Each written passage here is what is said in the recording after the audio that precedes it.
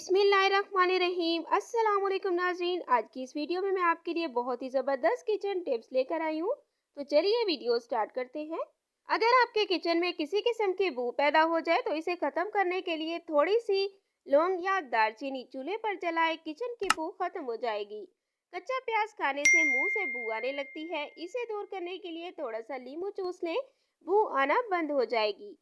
मछली की बू दूर करने के लिए इस पर पिसा हुआ लहसुन लगाकर 10 मिनट के लिए रख दें और फिर नमक लगाकर धो लें, तो मछली की बू दूर हो जाएगी।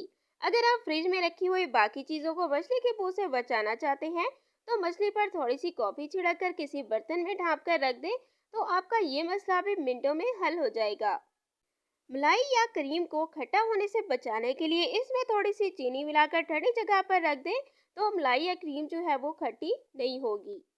अगर आपने गोश्त जल्दी गलाना हो तो इसमें कच्चा पपीता, कच्ची अंजीर या खरबूजे का पिसा हुआ छिलका मामूली सी मिकदार में डालें तो गोश्त जल्दी गल जाएगा इंशाल्लाह। Thanks for watching. Please subscribe my channel health clinic.